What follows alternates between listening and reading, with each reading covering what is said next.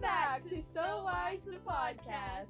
We are so excited that you guys are here. If you haven't already, go follow us on Instagram and YouTube to help support the channel. Let's jump in.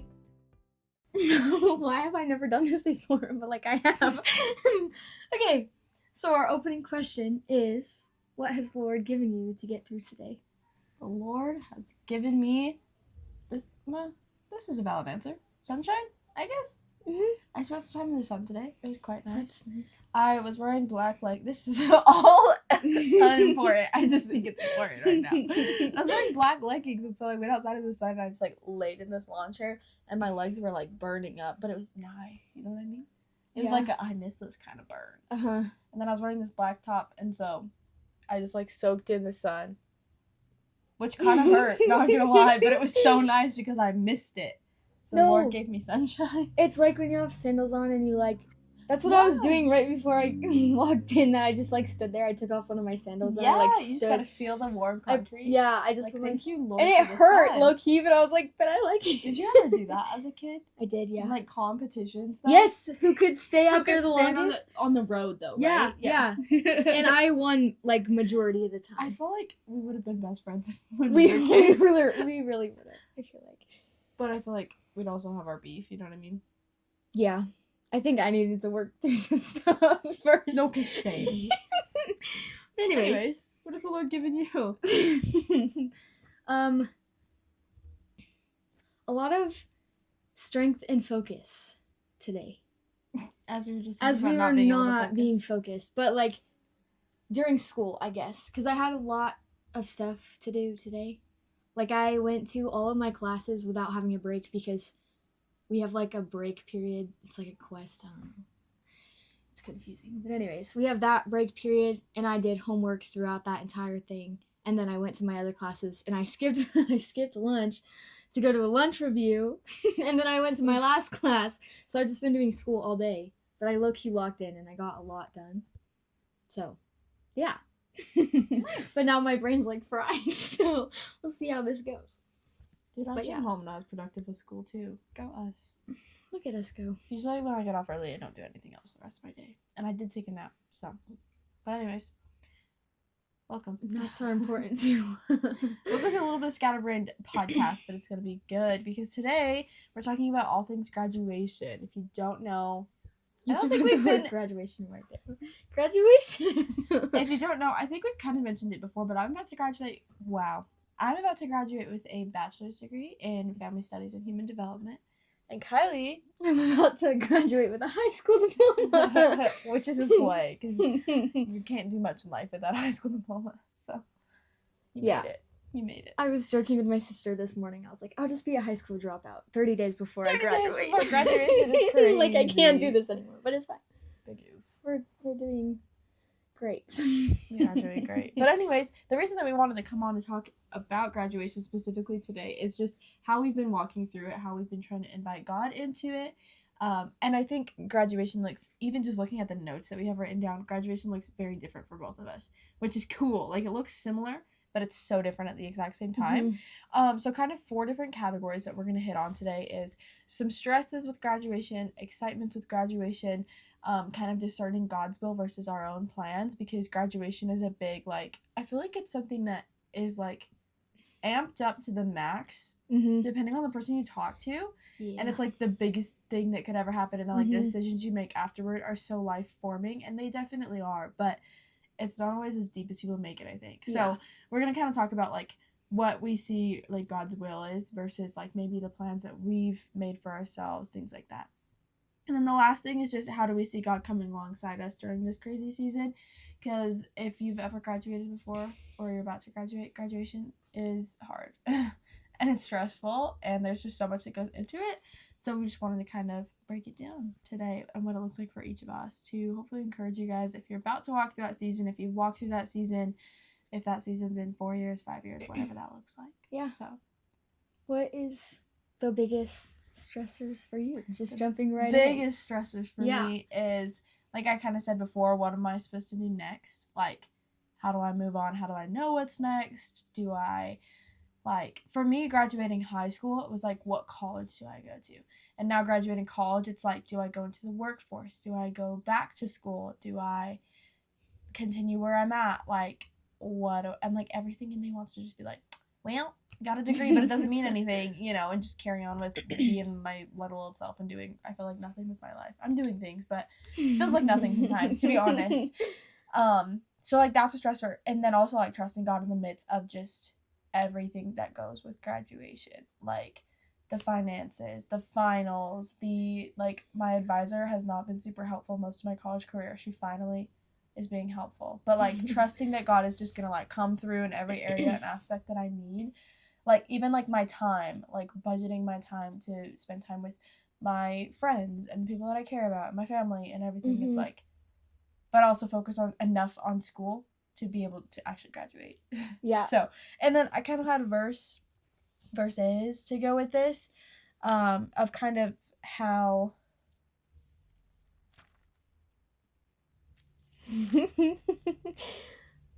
Oh, it's this one. I'm like, that's not right. That's the wrong chapter. Okay. I have some verses to go with this of kind of like how I see God moving in the midst of my stress, I guess. So, I mean, it's kind of answering the last, how do we see God coming alongside me? But I've got more stuff. Anyways, so 1 Peter 5, verses 6 through 9 says, "Humble yourselves, therefore, under the mighty hand of God, so that he may exalt you at the proper time, casting all your cares on him because he cares for you. Be sober-minded, be alert. Your adversary, the devil, is prowling around like a roaring lion, looking for anyone he can devour.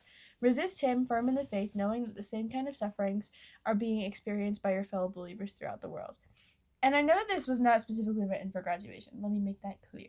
But thinking about, like, how do I manage my stress? How do I handle my stress? The first verse that came to mind was verse 7, casting all your cares on him because he cares for you. So, like, I literally don't have to do this alone. I don't have to do graduation by myself. And I'm going to kind of touch on that a little bit more in a little bit too. But, like, in the midst of a stressful season, I can rely on him. But my first step is verse 6, humbling myself under the mighty hand of him so that he can exalt me at the proper time. So, like, bringing myself down, like, dropping myself low in order for him to use his mighty hand and use the power that he only has that I can't, like, I don't have, and I just literally can't sum up myself, so that he can bring me up and I can rely on him through my anxieties. And then a part of that is I have to be sober-minded, I have to be alert, and I have to be on guard for the ways that the enemy's going to try to attack me, like bringing these stresses in, but not only bringing them in, but then, like, amping them up. Because I don't think it's a bad thing necessarily when stress enters your mind, but when you, like, allow the enemy to amp it up, that's when it becomes a problem. So by being sober-minded and by being alert, I'm, like, relying on God's hand. Yeah. That's kind of a lot. No, it was good, though, because when you let the anxiety and stuff rule your mind, then you're not going to be able to focus on what God's trying to tell you, because you're like, well, this and this and this, and you could even be, like, talking to him. I did that last week. I was like, well, God, there's this and this and this, and, like, started this entire huge chain reaction spiral of, like, what if this happens, what if this happens, what if this happens? Yeah, and the what if spiral is crazy, it's but so bad. real. But, like, I was missing then, like, later in my quiet time that same day, because I was like, this is terrible. I was like, what am I doing? It was like 1 a.m, and I just got out of my bed. I was like, I cannot do this.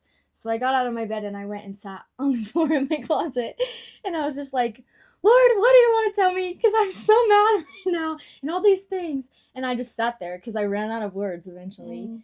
And he was just like, why are you trying to do this by yourself? And I was like, oh. I literally had a similar kind of experience when I was driving home. I can't remember when I was driving home from, but it was, like, dark outside already. I was tired. Like, it was just a day that, like, I got in my head a lot. And so I was driving home, and I'm, like, literally thinking all these things and kind of, like, a lot of what if scenarios too, and, like, stressing about these, just a lot of different things going on in life right now. And, like, something, like, stopped me in my tracks, and I was like, I'm stressing about this, and I'm letting it have power over me by letting my mind run with it. But if I literally just said, hey, God, this is what I'm thinking, and then ran with it, then I'm, like, placing it at his feet rather than just letting my mind run with it. And that was a big, wish I would have learned that, like, a few months ago, but that was a big game-changing, like, mindset realization, was, like, recognizing that God is in the room with me, but then also acknowledging that he's there and speaking to him. Yeah. But then, like you said, running out of words and listening, not just running out of words like, hey, good night. You know what I mean? I know. Thanks for listening. Like, I feel like I'll call my boyfriend a lot and I'll be like, this happened and this and and I'll just like freak out, and then I'm like, okay, that's really all I had to say. And I'm like, how was your day? And I never give him a chance to speak. I just needed to get it off my chest. But like the Lord really does want to speak to us, and he's got some stuff to say. Mm-hmm. Yeah, and I love that you said when you like direct it towards him, then you're not just like saying words and then being like, well, now what? Yeah, I'm not entertaining the stress anymore. Yeah, I'm entertaining the Lord moving in my stress. Because I would do that too, is I would just be driving and I'd be like, talking to myself. I'd be like all these things, oh my gosh, this is terrible. Like, but yeah, that's so much better, and then it's actually going somewhere, and your energy is actually not getting wasted, and like you're actually gonna feel better. Yeah. Realization I low-key needed today. But yeah. Anyways, what about your stresses? Well, that was definitely one of them. But the other one, I think you kind of talked about it. I think you talked about it in another episode, or it was just a conversation we had. I don't remember. But anyway, is the question, am I missing something? Because especially with the decision going to college, I was very worried, like, if I chose this situation. So I chose to go out of state. I won't say where, but I chose to go out of state for college. And now that I've, like, chosen, committed, all of that stuff, that like, the enemy tries to put thoughts in my mind, like, if you would have done this path, or you would have went this place, or, like, this person is going here, so why don't you follow them, because then you'll know people and have a built-in community already, and all of these different things, like, try to steal my peace of mind of where I was going in the first place, because that was already such a prayerful decision. But like, my mind will just run rampant, like, with stuff like that. But also this, like, am I making the wrong choice of where I'm going? Am I, like, messing up God's entire calling on my life because I'm going the wrong place? Yeah. And so it's like, I need to make sure that, honestly, that's my pride being like, well, if I go here but it's the wrong place, he can't use me, type deal. And I feel like I just realized that as we were studying before this, and I was like, oh. But it's, which, go ahead, goes back to that, like, humbling ourselves. Yeah. Like, I feel like a lot of the time the reason that stress takes over our mind is because of that pride. Yeah. That I can do it myself, or I have so much power, which, that's funny. Point me to one person who has that much power. The Lord. Literally, the mighty hand of God. But anyways, like, that's where it, like, gets bad for us, is pride. And the Lord knows that. So literally, his first thing is humble yourselves. Yeah. And then, you know. Mm-hmm. Yeah, because he can use me no matter where I go, as long as I'm the right person in that place. The right person being, like, following God and listening to him and all the things that he wants me to do while I'm there. Then he's going to be able to use me for whatever the calling is. And who am I to be like, it's only one school that I could, like, get used by him, you know? If my heart posture and my mind isn't in the right spot and setting my eyes on him and heavenly things rather than worldly things, that's a passage in something, one of the letters, I think it's Colossians. But, like, if I'm not focused on that and I'm focused on myself and the position more than, like the calling more than the one who called me, and the power that he has and the person that he is and who he says he is and who he says he is for me, then, like, I feel like the Lord is going to just humble you and take you out, and he'll put somebody else in that spot. And then it's, like, tough. Like, I missed out altogether. And I don't think that means you missed out for life, but I think the Lord is going to stretch you and grow you before he even, before he even gets you close to that position again. Because it's in his timing. Period. Yep. Okay. Period. Okay. Since we're kind of on the topic, let's talk about, like, the God's will versus my plans kind of thing. We're going to jump around. I think maybe we'll close with excitement. Okay. But yeah, God's will versus my plan. Let me flip around real quick. While you're doing that, mine was actually callings. Look at that.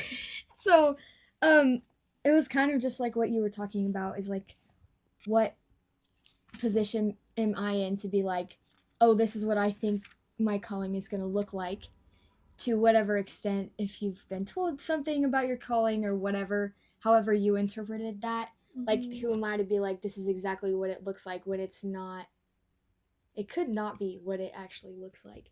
But we get so caught up in like making sure that we are trying to reach these goals that we feel like God has set for us, when we really just made this plan in our minds to get where we think that God's going to put us. Mm-hmm. Which is crazy. What is that verse? Like, in our hearts, humans plan the course, but the Lord establishes our steps. Mm-hmm. Yeah. I don't know what that is, though. I thought it was... I was looking for it earlier, and then I found a different passage of Proverbs. But it's in Proverbs somewhere. I think it's like 3, 5.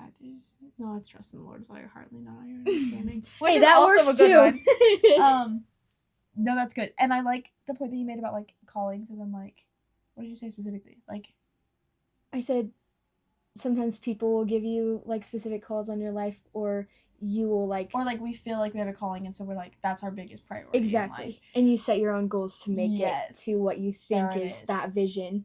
There it is. So my plan since I was a kid was always ministry. I always wanted to be a pastor. I was a pastor's kid growing up. And so, like, there was no other... that was great. There was no other, like, path in my mind than to be a pastor. And, like, my dad isn't a pastor anymore right now, but... So, like, there's definitely been seasons that I've seen him not be a pastor. So I don't know why it was always so deep in my mind that I was going to be a pastor. And then when I was around 11 years old, I had something, like, a prophecy spoken over me that literally had nothing to do with vocational ministry. Like, it did not say that I was going to do vocational ministry, but for so long, I, like, fit myself into the box of, like, I'm going to work in vocational ministry, I'm going to do full-time, like, and this calling or this, like, prophecy over my life, this is how it's going to work out. And, like, I started, like, trying to just, like, fit myself into it and, like, determine my calling for myself. And then I worked in ministry for 1.5 years and loved so much of it, but also, like, really struggled with a lot and was like, this is not what I want to do with my entire life. I don't think, like, I would love to do a lifelong ministry, but I think that our life should be ministry and not our ministry our life. And so that's another quote that I say heard that from again somebody. for the people in the back. They might can even remember. Our life catch should be that. ministry, not ministry being our life. Like, if the entirety of my life and my being is to focus on ministry, I miss the point. Because I'm actually called to live a life that is ministry to those around me. Which is why people who aren't in full-time vocational ministry are still doing ministry. You don't have to be a missionary or a pastor or on a church staff or a worship leader or whatever, or like a recording artist, whatever that looks like, to do full-time ministry. Like, this is ministry. Yeah. You know? So some passages that I kind of have to go along with it is Psalm 86:11. It says, "Teach me your way, Lord, and I will live by your truth. Give me an undivided mind to fear your name."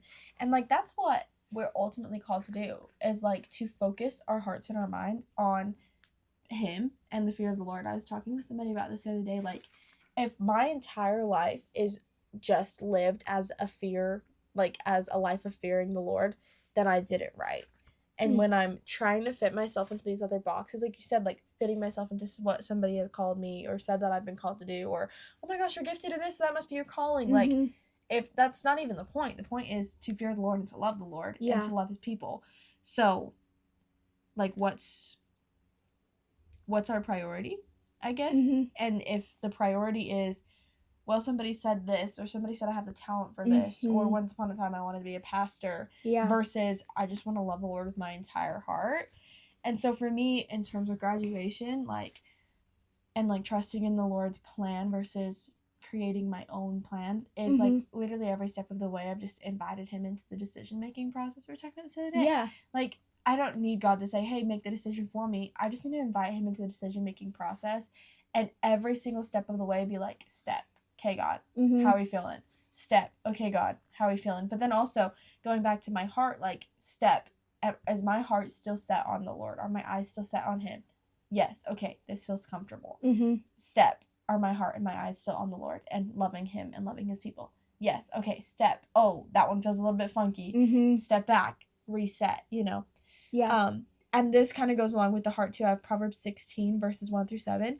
And I've got some notes, so bear with me as I kind of hop around. But says the reflections of the heart belong to mankind, but the answer of the tongue is from the Lord. All a person's ways seem right to him, but the Lord weighs motives. And the note that I have here is the reflection of our hearts are revealed in our motives and our actions. Our ways and our decisions feel or look right, but God is a true judge of actions and motives especially. When our motives are off, our heart reflects muddy rather than pure. And so kind of along that same lines of every time that I'm taking that step, if my heart and my motives and my actions are reaping the fruit of who God is and the fruit of the Spirit and who he has called me to be, simply as a child, not as a servant. Like, as a child, if my actions and my motives and my heart posture are reflecting that, then I made the right step. Now on to verse 3, it says, commit your activities to the Lord and your plans will be established. The Lord has prepared everything for his purpose, even the wicked for the day of disaster. Everyone with a proud heart is detestable to the Lord. Be assured he will not go unpunished.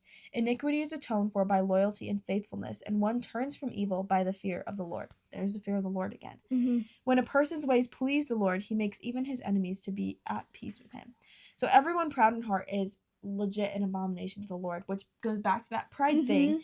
By the fear of the Lord, one departs from evil. When a man's ways please the Lord, he makes even his enemies to be at peace with him. So even he calms the people around him, and he calms that stress and that anxiety simply because I'm saying my heart is in and with the Lord 100% of the time. Are we going to fail? Absolutely.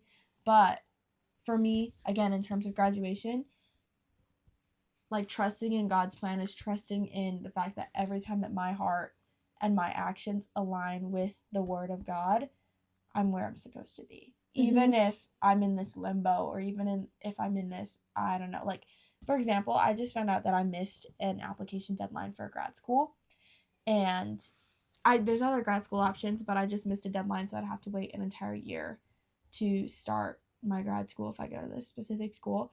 And that, like, just, like, made my heart drop when I found that out, because so many other great things are aligning with graduation, and so many stresses have been, like, mitigated. But then when I found out that I missed this deadline by several months, like, I literally don't even know how I missed it. Like, I was just like, dang it. Like, this was my plan, though, and now it's set off to the side. But I would say I'm in that limbo season, and whether that's the degree that I go for and that's the school that I go to, or if I go somewhere else, or the Lord calls me to whatever else, you know, trusting and knowing that as long as, even in that limbo season, my heart and my eyes are still on the Lord, he's got my back, and he's going to crush the enemy, and he's going to make them to be at peace with me. But the second that I am being prideful, he doesn't want anything to do with it. You have to hold the plan in, like, an open hand, because when you start gripping it, then that's when your pride takes over, and your own thoughts and your own plans and your own. Because then it's, well, God, but I wanted this. Yeah. Not, God, here's this. Here's this, use this how you want to. It's like, no, like, I know what I'm doing now. It's like, no, I really don't. Yeah. Actually, I don't know what I'm doing. Yeah, so holding it with an open hand is going to be the biggest thing, I think. That's all I had on that one. What did you have? God's That's will. it. That's all you got? Because I started with calling.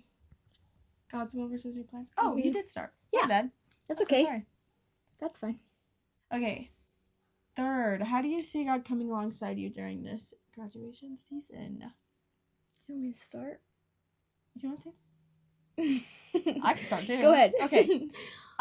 For me, I wrote down two things. I said, one, he's giving me so many reasons to trust him and rely on his strength rather than my own. And then two, in this season, I'm just so much more surrounded by community than I think I ever have been in my entire life. Like, so truthfully, which is crazy because I'm 22 this year, and I've never had people that I'm like, I can call you right away, I can text you right away, and I know that you're going to answer, other than, like, my mom and, like, maybe a partner, you know. So I'm, like, so surrounded by community. And I even went to a small group this week that I haven't been to in a really long time, and it was like I never had left, which is such a, like, comforting feeling. But to that, I want to speak to God as our comforter. So 2 Corinthians 1 verses 3-7 says, blessed be the God, and is it blessed or blessed? I never know. I say blessed, but I don't know if Blessed that's be right. the God. That just feels so formal. I don't know. Anyways, blessed be the God and Father of our Lord Jesus Christ, the Father of mercies and the God of all comfort. He comforts us in all our affliction, so that we may be able to comfort those who are in any kind of affliction, through the comfort we ourselves receive from God. For just as the sufferings of Christ overflow to us, so also through Christ our comfort overflows. If we are afflicted, it is for your comfort and salvation. If we are comforted, it is for your comfort, which produces in you patient endurance of the same sufferings that we suffer. And our hope for you is firm, because we know that as you share in the sufferings, so you will also share in the comfort. Such a confusing passage. Follow along on the screen, because that was just all over the place. But some things that I wrote down was God is our ultimate comfort, and from his comfort, we get the opportunity to outpour on others. So the testament of like me and the community that I have now, like I truly believe that the community that I have surrounded myself with have been trusting in the Lord for comfort and for his guidance. And because of that, they've been able to comfort me. Like I was in a prayer circle at small group, and the group of girls that I was with was like, we were just so open and vulnerable and honest with each other, and like I did not get a weird look. I did not get anything. Like I got hands on my shoulders and like, oh my gosh, let's pray for you, and like I'm right here with you, like keep me updated and all these things. And then during the week this week, like I had the thought cross my mind of so many times of like, oh my gosh, I gotta update them on this, I gotta text them this, I gotta this. And I didn't text them every single time, because I was also like, I want to keep that between me and the Lord sometimes. But like they have been comforted by the Father, and so they get to comfort me. And I think I see so many ways I've been comforted by the Father that I get to comfort others. So I just think that's a really cool realization in terms of like community and my walk with graduation right now. And then also the other thing was Jesus identifies in comfort and affliction with us, which is sharing in our humanness, which is him coming down in order to be relatable to us, so that I'm not like, oh, but God never dealt with any of this, God didn't have distress. Like I'm sure that Jesus had his days where, I mean, did he go to school? I don't know, maybe. But I'm sure he had days, he was a carpenter, so I'm sure that he had days that his plans failed, his like workings just did not go through, because like he was a perfect person, he was without sin, but that doesn't mean that he wasn't without struggle like we did. And it literally said, for just as the sufferings of Christ overflow to us, so also through Christ our comfort overflows. So like just that reality of like he's experienced and walked through so much stress and emotion just like I am now. So like why not trust in him and in who he is in this season of like discomfort and confusion. Whoa. That's really good. That's kind of the comforter thing has been my prayer this month, because I've had a lot of anxiety in the month of April for some fun reason. I don't really know why, but that's been my biggest thing, is like he's been my comforter through so many things, and not just like reading my Bible, but like there's a couple songs that I found this month that I was like, I needed this right now. But like even the other day, I'm going to go off on a little tangent of a story. But the other day, my dad was fixing my headlight. I told you this, right? My dad was fixing my headlight of my car, and he forgot to put it back in, but it was daytime, so I was like, it's fine. Like, I'm not going anywhere tonight, whatever. We can fix it tomorrow. Tomorrow comes, we forget about the headlight, whatever. But it's like the light bulb is out of my car. This is a very important part of the thing. Anyways, I drive to work, get to work, whatever. By the time I leave, it's dark outside, so I get in my car and I like turn my car on, and my headlights don't come on, and I'm like, oh no, like like we forgot to put the bulb in, whatever. So I drive to the auto shop that's like right next to where I work, which is kind of crazy that it just happened to do that. But I go in and I like talk to the guy. I'm like, I don't really know what I'm doing, but like, will you help me do this? And he was like, sure, and like showed me where the light bulb was. Anyway, then we went back out to my car. And, like, I knew how to change a light, like, a headlight before, because my dad showed me how. But anyways, I turn my headlights on to see which one's broken, because I didn't really see which one. And both of them worked. And so I was like, oh, maybe my dad fixed it. Like, I didn't know this, but maybe he did. So I get back in my car, and I, like, drive home. No problems, whatever. So I get home, and I walk in, and I'm like, Dad, did you fix my headlight? And he's like, no. And I was like, well, I just got home with 2 headlights, like, what? And so we, like, go out, and it actually turned back on, and I was like, what the heck happened? Maybe there's science behind this.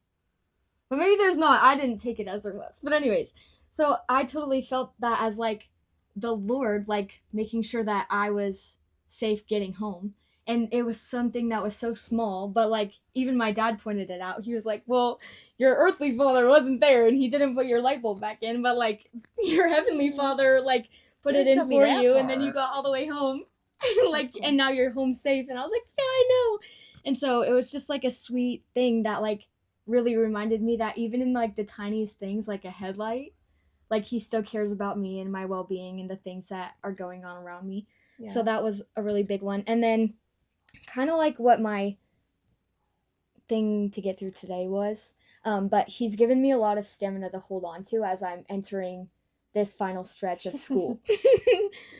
Because with graduation, there's so many things that you're trying to do with college, but you're also trying to do with high school, and you're trying to get your GPA. You have to like wrap up, exactly. But then you have to prepare for the next. Exactly. And it's not even for 3 months you're preparing for. Exactly. And then it's like there's summer things that I'm doing and all the things that I'm like prepping for that, but also not. And then like. But then like life didn't stop when you're doing that too. Exactly. Like life goes on. It just like keeps going. Yes. And then I'm like, okay, but now I need school. And then there's a new ministry thing that I'm trying to do with my church. And so it's just like a bunch of different things that are like layering and layering and layering on top of each other, and somehow he's given me the strength and endurance to keep running. It reminds me of the Hebrews 11, which we've definitely read on here before, but like that race of endurance, he's giving me so much endurance, and that's so cool to be able to see how he's like running with me, like cheering me on. I think of like a track, because my pastor says this all the time, but like he's like running next to me on the track, like, come on, like you can keep going, you're almost there, like all these things, like just being an encourager to me throughout the race that's so hard and so exhausting, and there's so many things going on, but I know that he's giving me that strength to be able to finish, and I'm gonna be able to like be victorious and breathe at the end of this. For real. So yeah, those are my things.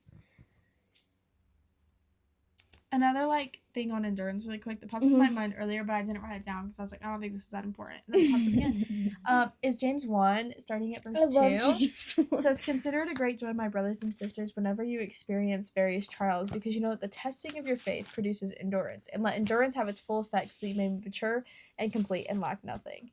And then it goes on to talk a lot about just trials and how to endure them and how to mature and grow through them. But I just think that's cool, like, on the topic of endurance. Oh, I even wrote down the definition of endurance. It says to bear an unpleasant process or circumstance without giving way.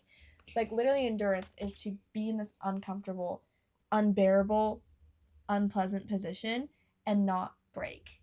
Like, I think this is terrible. Oh no. I think about, what are you about to say? When somebody sits in a chair and like you know that it's broken, but like you're not gonna say anything. They're like, it's just a little bit broken. Like it's not gonna crash and crumble. But like that like weight just pushes and pushes and pushes. And the more that like people keep sitting on the chair, you knowing that it's broken, people just keep doing it. Eventually it's gonna give way. But endurance looks like putting a little bit of tape around it and like, you got some firm footing, you know? But then, like, having the Lord be your source of endurance is, like, I feel like replacing the chair. Like, he gives us new life, you know what I'm saying? He gives you, like... He gives me a new chair. Yeah, he gives you a new chair. Wait, that's actually so That's crazy behavior. Okay, to wrap up, let's talk about our excitements with graduation to close us out. For me, you do that every time. For me, an excitement is, this is my first time walking for graduation. I graduated high school during COVID, and my high school, just a lot of high schools let you walk on, like, the football field and all, and I didn't get anything. However, my mom is diligent, and so she called the principal, and he came to my house, and we had a private ceremony. But I didn't get to, like, walk with my friends, and to be so real, I don't have any friends in college. I just don't. But I don't get to walk with my friends, but I get to walk where all my family and my friends get to see me do it and get to, like, watch me cross this, like, threshold of